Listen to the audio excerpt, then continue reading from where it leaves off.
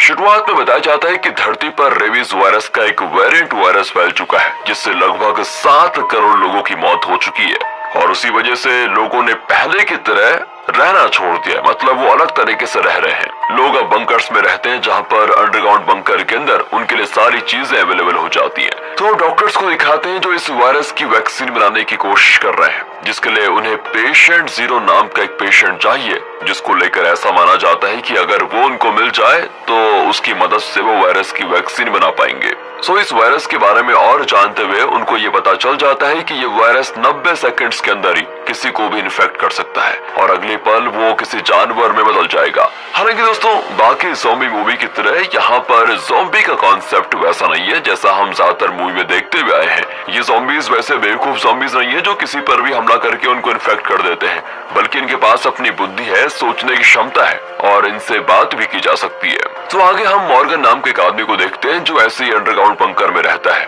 और वो vaccine team का हिस्सा भी है। ये वैक्सीन टीम मिलिट्री और डॉक्टर्स की टीम है, जिसमें मिलिट्री का काम तो यह है कि ज़ॉम्बीज बने हुए इंसानों को पकड़ कर लेकर आना और डॉक्टर्स का काम है उन पर टेस्ट करके वैक्सीन बनाने की कोशिश करना। अब हालांकि मॉर्गन तो कोई डॉक्टर या मिलिट्री वाला है नहीं, तो वो इस टीम में क्या कर रहा है इसका जवाब आपको जल्द मिल जाएगा। मॉर्गन अब एक्सपेरिमेंट रूम की तरफ जा रहा होता है। इस दौरान हम देखते हैं कि बंकर के अंदर ही पूरा मार्केट है और लोग वहाँ से अपनी जरूरत की सारी चीजें खरीद रहे होते हैं। उसके बाद वो एक्सपेरिमेंट रूम पर पहुंचता है। वहाँ वो डॉक्टर रोज और डॉक्टर स्कूट के साथ काम कर रहा होता है। साथ में वहाँ पर निगरानी के लिए कर्नल भी होते हैं जिनका नाम नॉक्स है दोस्तों। इसी बीच वहाँ पर एक ज़ॉम्बी को भी लाया जाता है जो लगभग 5 महीने पहले इन्फेक्ट हुआ था। फिर उस ज़ॉम्बी को ना ये लोग एक ट्रांसपेरेंट चैम्बर के अंदर वहाँ पर डाल देते हैं, उसको बंद कर देते हैं। फिर मॉर्गन चैम्बर के अंदर जाकर उस ज़ॉम्बी से बात करने लगता है। एंड ये काफी शॉकिंग है वैसे कि मॉर्गन ज़ॉम्बी से कैसे बात कर रहा है। रुकिए जरा, क्योंकि इस बारे में मॉर्गन खुद ज़ॉम्बी को बता देता है कि मैं और मेरी वाइफ दोनों लगभग 1 साल पहले इस वायरस से इन्फेक्ट हुए थे।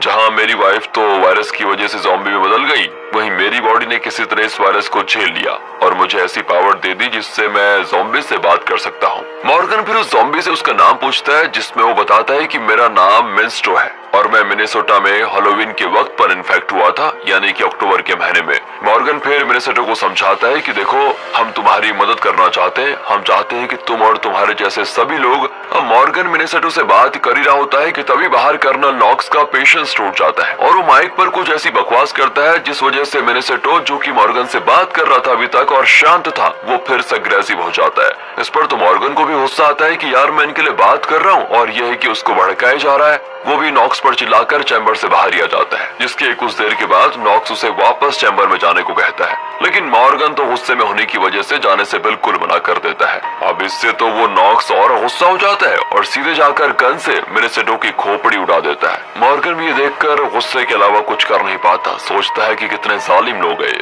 मॉर्गन इसी गुस्से में नॉक्स पर हाथ उठाने वाला होता है कि उससे पहले नॉक्स उसके सर पर भी गन पॉइंट कर देता है एंड फिर मॉर्गन को अपना गुस्सा शांत करना ही पड़ता है। वो वहाँ से जाना ही सही समझता है। आगे हम देखते हैं कि रोज मॉर्गन के पीछे आती है और वहाँ मॉर्गन उससे कहता है कि मुझे अब तक अपनी वाइफ जेनेट की चिंता होती है, मैं उसे उस दिन इन्फेक्ट होने से बचा नहीं पाया। जिसके बाद हम देखते हैं कि मॉर्गन और रोज एक दूसरे से किस भी कर देते हैं। मतलब कि मॉर्गन की वाइफ के जाने के बाद वो रोज को पसंद करने लग गया है, लेकिन मॉर्गन के अंदर अभी भी अपनी वाइफ को जीवित करने के लिए जुनून सवार है। वो अपनी वाइफ जेनेट के लिए एक एंटीडोट लेकर जाता है जिसमें उसने अपना ब्लड मिलाया होता है, पर इससे ये कंफर्म नहीं है कि इससे वो ठीक होगी। लेकिन हाँ, इसको लगने के बाद उसके शरीर में वायरस की बॉडीज काफी कम हो जाएंगे एंड क्या पता वो ठीक भी हो जाए। आगे एक्सपेरिमेंट रूम में एक और ज़ॉम्बी को लाया जाता है जिसे चेयर से बांधा जा रहा होता है, लेकिन बीच में वो बहुत एग्रेसिव हो जाता है और सोल्जर्स के हाथ से छूट जाता है। अब स्कूट उस ज़ॉम्बी को रोकने जाता है, लेकिन उसी दौरान वो ज़ॉम्बी उसको काट लेता है, जिससे स्कूट दर्द से चिल्लाने लग जाता है। सभी समझ जाते हैं कि स्कूट अब इन्फेक्ट होने वाला है, इसलिए सभी उसे वहाँ से मेडिकेशन रूम में लेकर जाते हैं।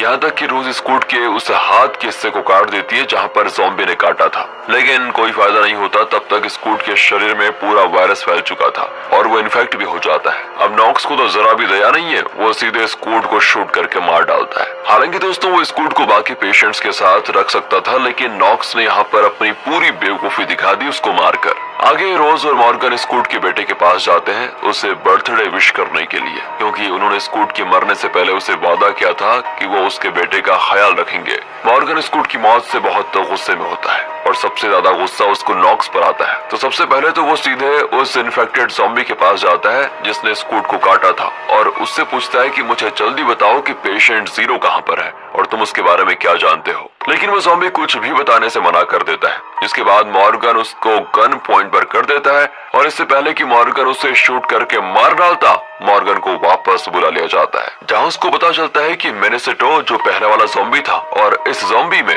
जिसे अभी इन्होंने पकड़ा है, इन दोनों में एक सिमिलरिटी है कि दोनों मिनेसोटा से इन्फेक्ट हुए थे। यानी कि हो सकता है कि वहीं पर पेशेंट जीरो भी हो, दोनों लगभग एक ही समय के दौरान इन्फेक्ट हुए थे। आगे यहाँ से निकलने के बाद मॉर्गन जेनेट के पास जाकर उसे एक और एंटीडोट देता है, जहाँ इस बार जेनेट उसे कहती है कि मैं यहाँ प्लीज कैद में नहीं रह सकती, मुझे बाहर दुनिया में भेज दो जहाँ सभी इन्फेक्ट लोग रह रहे हैं, मैं भी उनकी तरह ही रहूंगी। मॉर्गन उसे कहता है कि तुम सब्र करो, जल्दी वैक्सीन बन जाएगी और तुम ठीक भी हो जाओगी। मॉर्गन रोज के पास जाता है जो उसके ब्लड के सैंपल को निकालती है ताकि वो उसको एग्जामिन कर पाए और देख पाए कि उसमें और क्या क्या चीजें हैं। जिस दौरान वो बताती है कि तुम्हारे अंदर वायरस के बॉडीज कम हो रहे हैं और तुम्हारे ब्लड की वजह से जेनेट भी काफी इम्प्रूवमेंट में है। कुछ देर के बाद रोज वहाँ से चली जाती है और तब वो मॉर्गन से कहती है कि मैं तुमसे प्यार करती हूँ। आगे हम देखते हैं कि कर्नल नॉक्स सभी मरे हुए सोल्जर्स की डेड बॉडी को इकट्ठा कर रहा होता है। तभी उनमें से एक मरा हुआ सोल्जर अपनी आंखें खोलता है और दूसरे सोल्जर को काट लेता है। तब उनको पता चलता है कि यह सोल्जर असल में ज़ॉम्बी में बदल चुका है, लेकिन वो सोल्जर काफी हद तक इंटेलिजेंट ज़ॉम्बी होता है, जिससे वो समझ पाते हैं कि शायद या तो यही ज़ॉम्बी पेशेंट जीरो है या फिर वो पेशेंट जीरो के बहुत ही क्लोज है। हालांकि वहाँ पर नॉक्स की उस ज़ॉम्बी से बहुत झपड़ भी होती है और मॉर्गन भी इसी बीच वहाँ पर आ जाता है जो उस ज़ॉम्बी को पीछे से पकड़ लेता है। अब हम जानते हैं कि नॉक्स तो गुस्से वाला है, वो ज़ॉम्बी को नॉकआउट करने वाला होता है, पर ये बात शायद ज़ॉम्बी समझ गया था एंड इससे पहले बोल देता है कि भैया मैं पूरी तरह से कोऑपरेट करने वाला हूँ, मुझे मॉर्गन से बात करने दो प्लीज। इसके बाद उस ज़ॉम्बी को चैम्बर में लेकर लाया जाता है और चेयर से बांध भी दिया जाता है। फिर वहाँ पर म्यूजिक चला जाता है जिससे ज़ॉम्बीज को अक्सर प्रॉब्लम होती है, लेकिन म्यूजिक का तो इस ज़ॉम्बी पर उल्टा ही असर होता है। वो उल्टा वहाँ बैठकर चिल करने लगता है, इतना ज्यादा चिल हो जाता है कि वो बड़े स्टाइल में वहाँ चेयर पर बैठे बैठे आराम से सिगरेट भी फूंकता है। अब ज़ॉम्बी मॉर्गन से बात करना शुरू करता है, पर सरप्राइजिंगली सभी ज़ॉम्बी की बातें समझ पा रहे होते हैं, जो कि ये दिखाता है कि ये ज़ॉम्बी कितना ज्यादा इंटेलिजेंट है और इसने ये भी सीख लिया है कि इंसानों से कैसे नॉर्मली बात करनी है। एंड अगर ये दूसरे एंगल से देखा जाए तो बहुत डरावनी बात भी है, क्योंकि ज़ॉम्बी इंसानों जितने समझदार हो रहे हैं। अब वो ज़ॉम्बी कुछ ऐसी बातें बताता है जिसको सुनकर सभी बहुत ज्यादा डरने लग जाते हैं। वो बताता है मैं इस बंकर में इसीलिए आया हूँ ताकि मेरे साथियों को इस बंकर की लोकेशन का पता चल पाए और अगले पल वो इस पर हमला करने वाले हैं। वो आगे ये भी बताता है कि इस बंकर से बाहर दुनिया में लाखों ऐसे ज़ॉम्बीज हैं जो बहुत ज्यादा इंटेलिजेंट हैं और कह सकते हैं वो इंसानों के दिमाग वाले ज़ॉम्बीज हैं, जिन्हें ये पता है कि तुम सब यहाँ मिलकर एक ऑपरेशन कर रहे हो जिसमें तुम पेशेंट जीरो को ढूंढकर वैक्सीन बनाने की कोशिश कर रहे हो, लेकिन तुम ये सब कुछ करो इससे पहले हमारे लोग यहाँ पर आ जाएंगे। एंड दोस्तों इसके बाद वो ज़ॉम्बी खुद के बारे में बताना शुरू करता है कि वो कैसे इन्फेक्ट हुआ था, जिसमें वो बताता है कि मैं नॉर्मल सा यूनिवर्सिटी का प्रोफेसर था और उस दिन मैं अपना लेक्चर दे रहा था। तभी मेरी वाइफ का मुझे कॉल आता है और वो मुझे बताती है कि वो बहुत डरी हुई है और पूरे शहर में कोई वायरस फैल चुका है। मैं अपनी वाइफ से क्लासरूम के बाहर आकर बात कर रहा था, तभी मुझे क्लासरूम के स्टूडेंट्स के चिल्लाने की आवाज आई एंड जब मैंने क्लासरूम में देखा तो ढेरों ज़ॉम्बीज स्टूडेंट्स को मार रहे थे, उन्हें बेरहमी से मारते जा रहे थे। इसी बीच एक ज़ॉम्बी ने मुझ पर हमला कर दिया और मुझे भी इन्फेक्ट कर दिया। कुछ समय के बाद मुझ में भी उसके असर दिखने लग गए। आगे फिर मैं अपने घर गया और मैंने अपनी वाइफ पर भी हमला कर दिया। मैंने उसके शरीर को बुरी तरह से काटना शुरू किया और बड़ी दर्दनाक तरीके से उसकी जान ले ली। ये सुनकर दोस्तों मॉर्गन को बहुत ज्यादा गुस्सा आ जाता है। वो प्रोफेसर को एक जोरदार पंच करता है और चेम्बर से बाहर आकर बैठ जाता है। इसके बाद अचानक से मॉर्गन के दिमाग में कुछ आता है और वो प्रोफेसर के शरीर के तलाशी करने लगता है। वो चेक करने लगता है कि प्रोफेसर के शरीर में कोई जीपीएस ट्रैकर तो नहीं है। जहाँ उसे प्रोफेसर के शरीर में कोई जीपीएस ट्रैकर तो नहीं मिलता, लेकिन जब वो बाकी ज़ॉम्बीज को देखने जाता है तो वहाँ पर वो ज़ॉम्बी जिसने स्कूट को काट कर उसकी जान ले ली थी, वो जबरदस्ती खुद का सर लोहे के सर में मारकर खुद की जान दे देता है। इसके बाद मॉर्गन को उसके शरीर में एक जीपीएस ट्रैकर मिलता है, जिसे तो वो उसी वक्त तोड़ देता है। अब ये जीपीएस ट्रैकर बाहर के ही ज़ॉम्बीज ने इस ज़ॉम्बी के अंदर फिट किया होगा ये तो ऑब्वियस सी बात है। और अब बाहर के ज़ॉम्बीज को इस बंकर की लोकेशन का पता है, जहां वो किसी भी वक्त इस बंकर पर हमला कर सकते हैं। लेकिन अब आप सोच रहे होंगे कि मॉर्गन को कैसे पता चला कि प्रोफेसर और उसके साथी जीपीएस ट्रैकर लेकर घूम रहे हैं। तो इसका जवाब यह है कि प्रोफेसर ने अपनी कहानी बताते हुए कहा था कि टाइम इतनी वैल्यूएबल चीज है जिसे तुम खरीद नहीं सकते।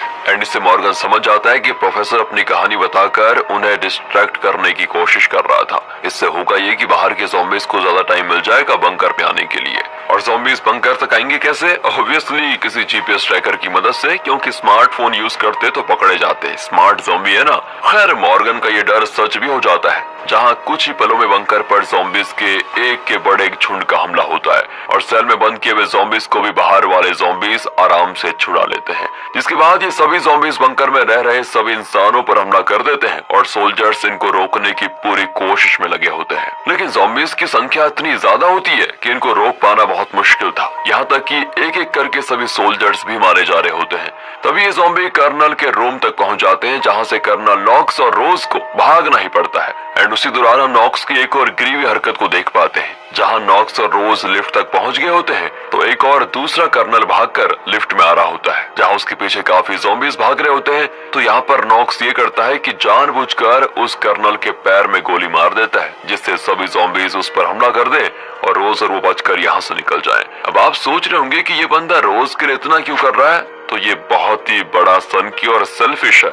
इसका जवाब ये होता है कि नॉक्स स्टार्टिंग से ही रोज से प्यार करता है, लेकिन बेचारे में बताने की हिम्मत नहीं हुई। आगे नॉक्स को अपनी इस हरकत का कर्मा हिट होता है, जहां रोज कहती है कि मुझे लैब ले जाकर मेरे एक्सपेरिमेंट सैंपल लेने हैं, पर नॉक्स तो लिफ्ट रोकने से मना कर देता है। जिसके बाद रोज नॉक्स से गन ही छीन लेती है। वो लिफ्ट रोकने की कोशिश करती है, लेकिन नॉक्स उसको रोकता है और इसी बीच इनकी झपड़ में नॉक्स पर गोली चल जाती है। उसका दी एंड। अब इस दौरान हम मॉर्गन को देखते हैं, जो जेनेट के पास जाकर उसे अपने साथ चलने को कहता है। हालांकि जेनेट भी इन्फेक्टेड होती है, लेकिन उस एंटीडोट को ले जाने की वजह से जेनेट अब तक काफी शांत थी और वो मॉर्गन पर हमला नहीं करती। आगे रोज मॉर्गन और जेनेट को एक साथ देखती है, जहां वो जेनेट को शूट करने वाली होती है, लेकिन मॉर्गन उसको रोक लेता है और कहता है जेनेट अभी तक काफी सही है और वो हमें नहीं काटेगी। तीनों यहाँ से बंकर से बाहर भागने का रास्ता ढूंढ निकालते हैं, जहाँ पर वो देखते हैं कि प्रोफेसर उसी रास्ते पर खड़ा है और यहाँ पर कहानी का असली पत्ता खुलता है। उन्हें यहाँ पर पता चलता है कि प्रोफेसर मॉर्गन के लिए यहाँ पर आया हुआ है, क्योंकि मॉर्गन ही अकेला ऐसा ज़ॉम्बी है जिसे काटने पर भी वो इन्फेक्ट नहीं हुआ है और बाकी नॉर्मल इंसानों की तरह रहने लगा। यानी कि मॉर्गन ही पेशेंट जीरो है और उसके जरिए ही वैक्सीन बनाई जा सकती है, जिससे ये सारे ज़ॉम्बीज ठीक हो सकते हैं। बट क्या ज़ॉम्बीज वापस इंसान बनना चाहेंगे? क्योंकि वैसे भी ज़ॉम्बीज इंसानों जितने इंटेलिजेंट तो है ही अभी और ताकतवर भी हैं, तो इससे लगता तो नहीं कि वो दोबारा इंसान बनना चाहेंगे। और इसीलिए ज़ॉम्बीज को मॉर्गन को मारना होगा ताकि ऐसी कोई वैक्सीन ही न बन पाए। तो मॉर्गन प्रोफेसर पर हमला कर देता है, लेकिन तब तक प्रोफेसर बाकी ज़ॉम्बीज को वहां पर बुला लेता है। जिसके बाद जेनेट मॉर्गन और रोज को बंकर से भागने के लिए कहती है और अकेला बंकर में रुककर ज़ॉम्बीज को रोकने का फैसला करती है। जिसका कारण ये होता है कि जेनेट अब काफी हद तक ज़ॉम्बी में बदल चुकी है और रोज भी प्रेग्नेंट होती है, जहाँ उसके पेट में मॉर्गन का बच्चा होता है। जिसके बाद मॉर्गन और रोज बंकर से चले जाते हैं और इसी के साथ ये कहानी